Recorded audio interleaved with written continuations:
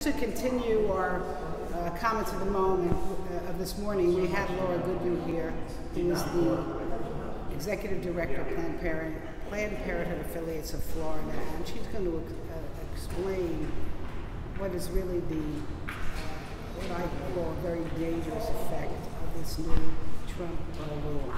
Yeah, so what's happening right now is there are 4 million people across the country that depend on low cost and free contraception, STI testing and treatment, and cancer screenings through this really effective program of the federal government called Title X. And unfortunately, what the Trump-Pence administration has done is put a gag rule on doctors. So if a provider like Planned Parenthood gets this funding to help low-income people, they can no longer tell them about all of their reproductive health care options, including abortion. So we're in Florida today, where the 67 health departments, they do get this funding, but if a woman or a person comes in today, they get a pregnancy test and they want to know, hey, you know, what are my options? I actually think I want to get an abortion. That doctor is not allowed to say anything. They are under a gag, or that provider.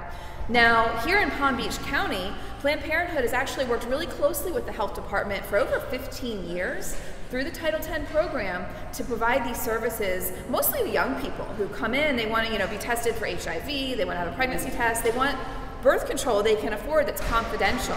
And so what we have to do right now is use our own emergency funds to provide those services. So our doors are still open, but we need to fix this. And I want to thank Representative Frankel for passing or proposing an amendment and passing in the House a fix to this, but what we need to do is pass it in the Senate. Yeah. And so we're actually in the lobby of where Senator Rick Scott is upstairs, and he can do something about this. He can protect access to reproductive health care for thousands of Floridians and millions of Americans.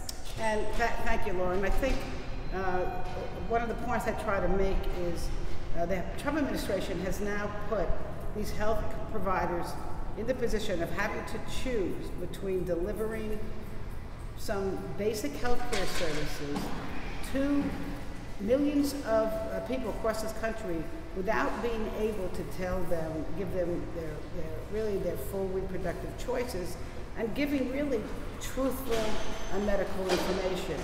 That is not a good place to be. But I just want to say one other thing else, Laura, which is to just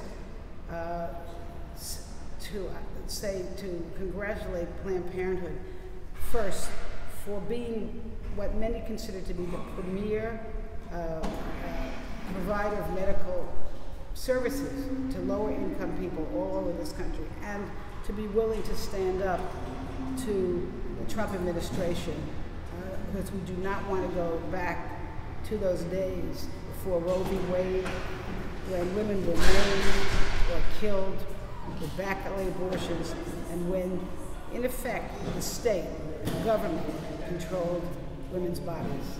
That's right. And thank you again for All right, thank you.